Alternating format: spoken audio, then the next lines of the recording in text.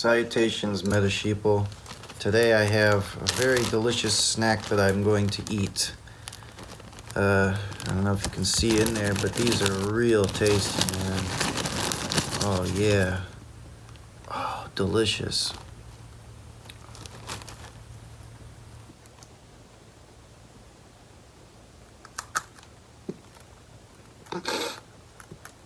Yeah, these are really good.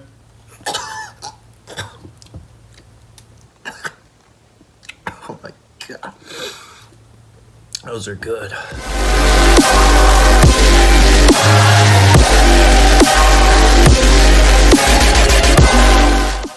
Alright, salutations Globed Meta Sheeple. Welcome to Meta Sheep Slaughterhouse. I'm your host, Dr. Cancer MD, here with another disgusting creation for you. Today I have a very ignorant deck, and that is pure Tenpai. So after the ban list, a lot of people either dumped the deck entirely or they pivoted to Frankenstein, Fiendsmith, Bestial piles and stuff like that. I still think Pure is really, really good. You can fit so much non-engine, it's ridiculous, and I've been having some really good luck with this. I got top 8 at a case tournament where I was first place undefeated after Swiss. I was tied with my friend for being undefeated after Swiss. He also is playing Pure Tenpai, and I'll have his list for you pretty soon. And I also got first place at the Supreme Darkness Sneak Peek, won the mat, and the deck did really well. And let me just show you the deck profile, show you how Pure is still a good deck.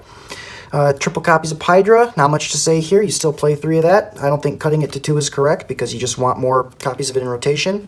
Triple copies of Genroku. This got bumped up to 3 because needed more starters after the ban list took out 4 of them.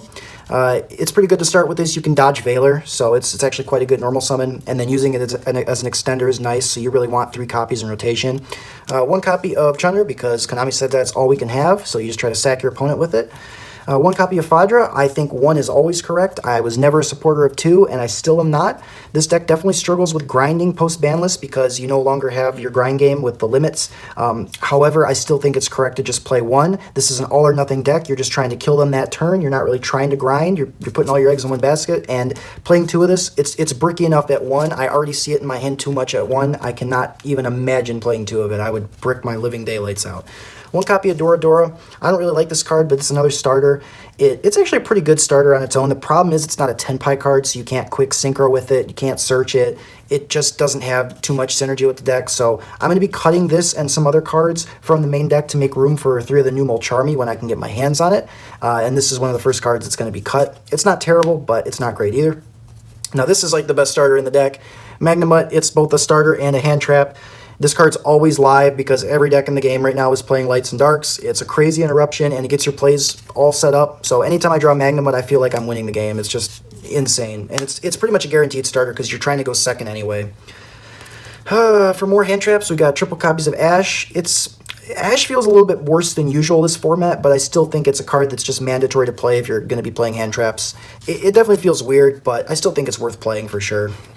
I got triple copies of The Rock, of course. A lot of people say this card's bad because decks have lines to play through it, and Fiendsmith can force it out early. The thing is, you know, it's like any other hand trap. It's not going to do enough on its own. Most hand traps need to be paired with another hand trap, and Nib is no different. But Nib, when paired with another hand trap, is completely devastating. And there's even situations where it can be enough on its own.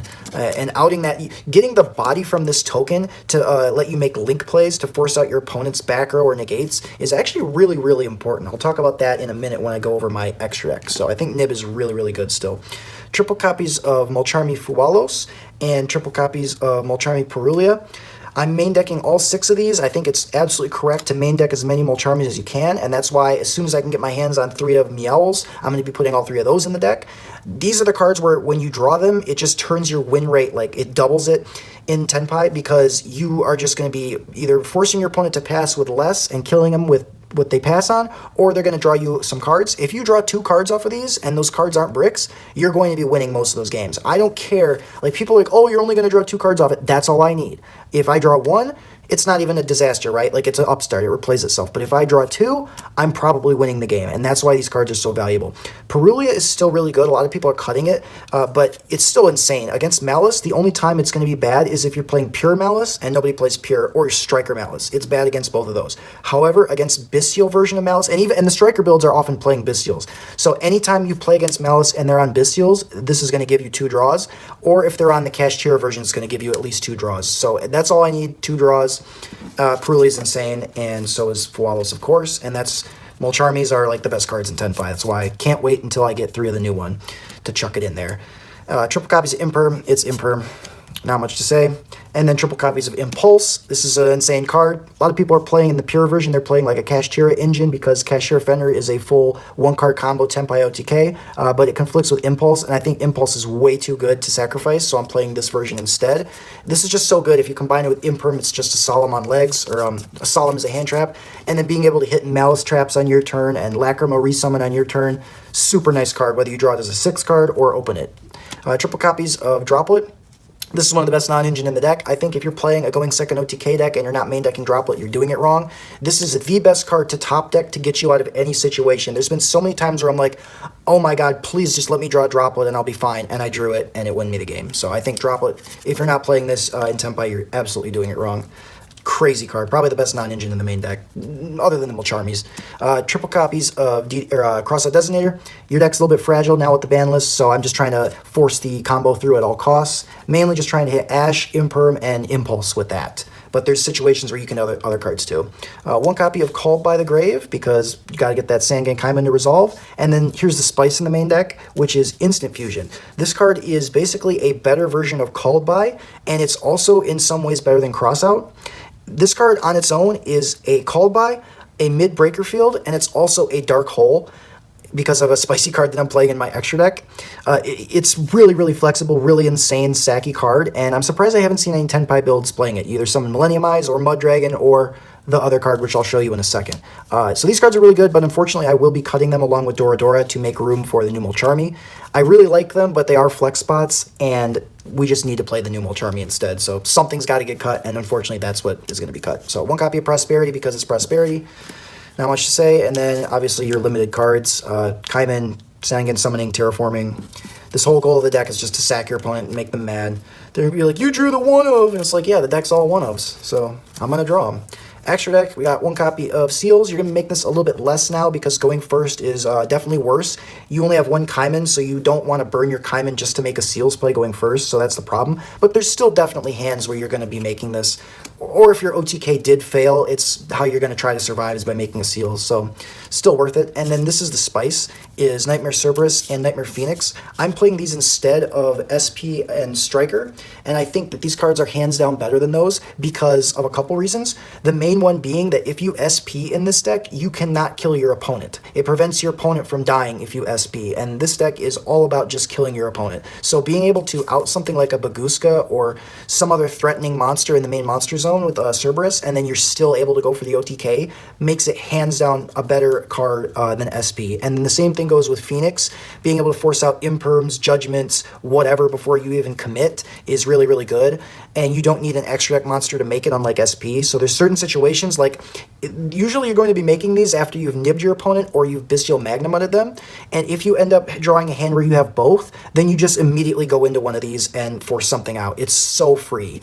So these cards, hands down, better than SP and Striker Dragon, and that's probably the spiciest choice in the deck. You know, we always got the spice here on Medsheep Slaughterhouse.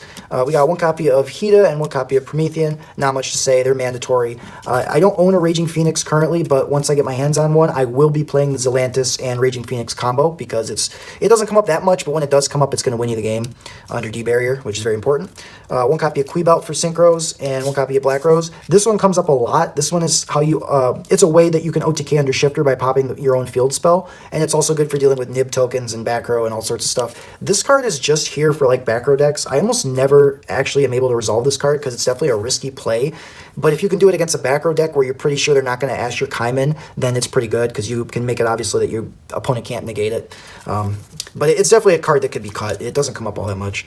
2 copies of Biden, one of my favorite cards in the deck. It just does everything for you. Free summon, free pop. It's a tuner. Great card. 1 copy of Transcendent, and then 1 copy of Trident Dragon, my nice damaged first edition ulti that looks like someone took a bite out of it, but I got a good deal on it, and I think it looks cool. And then, so you only want to play 1 of this card, because even if they unicorn rip, they're either going to pick 1 or the other, and if you play 2, they're just going to rip the Trident, so there's really no point to playing a second. I love this card. It's so ignorant. If you make it before you go to the battle phase, your opponent's just dead. They just can't do anything. It's just a complete lock, which I think is very, very good. 1 copy for Instant Fusion of Millenniumize Restrict, 1 copy of Muddragon in the Swamp. This one's Called by the Grave, stops the Veilers, Ogres, whatever, Ash. This one's, if your opponent makes like a board of Detonator with Aggregator attached, they got 2 Veilers in hand, they got an Imperm set, they got Lacrima Engraved to send Desiree, you summon this, all that's turned off. So being able to just turn off so many targeting interruptions by summoning this and calling fire, very, very strong. I think it's quite insane. And then this is the spice. This card's so funny. Now don't laugh, because this dead serious has won me multiple games. Time Wizard of Tomorrow. This card says you flip a coin and then you dark hole your opponent. It doesn't care whether you called the coin correctly or not. It's dark holing them either way. A lot of people don't realize that. They think that it doesn't dark hole. It's like the regular Time Wizard. No, this is different. This will dark hole them regardless. The only thing that changes is whether you take the damage from the Destroy Monsters attack or your opponent does, and it's not going to kill you, so it doesn't matter. This card, I only play it because it's like a flex spot, and Tenpai has like the pure version has so many slots available. So it turns into Instant Fusion into either Called by, Midbreaker Field, or Dark Hole. And I have actually won games off of that card. I think it's very funny. But again, it's going to be cut when I get the new Mulcharmy. So we got 1 Typhon. This card's insane. A lot of people think this card's bad, but this card in the SUDA Premier, it won me 2 games on its own. Card is very, very good. It just comes up to either out nib tokens or in hand trap wars. I would never play without Typhon if I could help it. For the side deck, we got triple copies of Dimension Shifter. I really want to main this card, but I can't because too much Malice in Michigan, but if that wasn't an issue, it would be back in the main. Triple copies of Lancia to deal with all the Malice players that we got in Michigan. I'm getting thrusted every time I use this, but it's just the risk you got to take. 2 copies of Bell. This is here mostly for like Labyrinth if I run into it, but I might switch this for something else because I don't run into Lab a lot, but it is a really bad matchup. Triple copies of Book of Eclipse. This is here because it's just a great board breaker. I needed a board breaker that just turns off the entire Fiendsmith Rizio board, and this turns off like 90% of that board. So, and it's better than the Ultimate Slayer because it's actually a quick play spell, so you can set it going first if you have to. And then we got back row removal. 2 Storm, 1 Duster, not much to say there, it's just there to get rid of back row. And then 1 copy of D-Barrier for Crossout. I'm not siding any floodgates. I know, it's very weird for me, but this deck post-ban list is just so bad at going first. I'm almost never choosing to go first anymore. And the people at my locals, they know me as the floodgate guy, so a lot of them are too afraid to make me go first anyway. But some of them are, so I am considering swapping some floodgates back into the side deck just in case, because some people making me go first is really annoying. So that's a deck profile. I hope you really enjoyed it. Now I'm going to talk about some of the tech choices and cards that I am considering. So Zealantis, obviously I'm going to play this as soon as I get Raging Phoenix, like I said. I'm also probably going to toss the Doolittle in when I cut all the instant fusion targets because it just comes up in very niche situations, but you want to have it to help kill under D-Barrier in just weird scenarios. Some other synchro options you can play: Black Rose Moonlight, Odd Eyes, Samurai Destroyer, Ruddy Rose. None of these come up enough for me to play them, especially Samurai Destroyer. Like, even against Yubel and Chaos Angel, I still just never found myself making that card, so I cut it. Something I think is actually a really good option that you can try is a Zeus package. This is also for if you get D-barriered, because you can use Genroku as a 3. So you can make a format Zeus, and then you can also use full armored Lancer to help break the opponent's board and do a lot of damage. So this can really help you play under D-barrier. It's a pretty good option, and if I had more room, I'd probably run this, honestly. It's something I'm still strongly considering. It's spicy, and it's just good. You can try Droll if you're not playing Mulcharmies, you don't have the budget for it, then I'd say probably just throw Droll and Phantasme in. These are just good budget options that kind of fill that role, but I don't, I got the Mulcharmies, so I don't need them. And this, I really want to play these in the main deck, actually. I think this is a spicy option that I just can't find the room for because of the brick. and I just don't have space. But Gamma is obviously insane. You know, if they Asher Kaiman or just using it as a hand trap is crazy. But this Delta is also really good because one of the main ways I lose is when I Charming my opponent and then they thrust me into a D barrier, or they talents me, look at my hand, or draw two. So I really, really would love to play this. If I had the room, I'm even considering cutting Crossout for this package because I just think it's so impactful and so good. But the brick is a serious problem. But that one's a strong contender for definitely for thrust and talents issues. Cycle Reader is also one I'm strongly considering because this helps with Fiendsmith. If you're playing against the Fiendsmith version of Tenpai with Pure, it can be really rough because they have a much better grind game than you. So I'm strongly considering throwing this in to deal with the Fiendsmith cards. And I will be playing that card in my Pure Ryziel deck, so I think it's good if you have the space for it. We got Set Rotation and Way Where There's a Will. These are just cool options to give you more consistency if you need. This card's like a mini Prosperity, so it's not bad to draw. Not playing it, but it's worth a try. Thrust. It's Thrust. It's something you can definitely mess around with. Me personally, I just have bad luck with this card. I have bad luck with Thrust and Talents. For some reason, they're always just dead cards to me. I mean, I know they're insane. I lose to them all the time, but I just don't have the same luck as everyone else with those cards, I guess. I'm thinking of trying Heat Wave again, just in case people make me go first, because it's starting to annoy me when they make me go first, and this just puts the fear of God into them. If they know I play this card, a lot of times they will be too afraid to let me go first, so thinking of throwing that back into the side. Quackmire Drago, it's an insane card against Malice, but again, like, it's just too much investment to make a Seals now, so not worth it.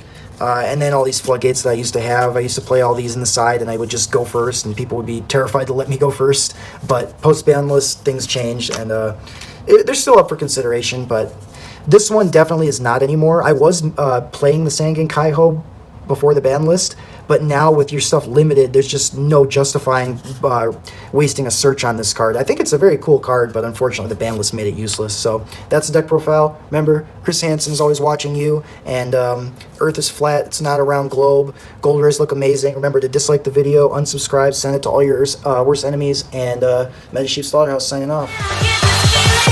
I'll get a rush to my head.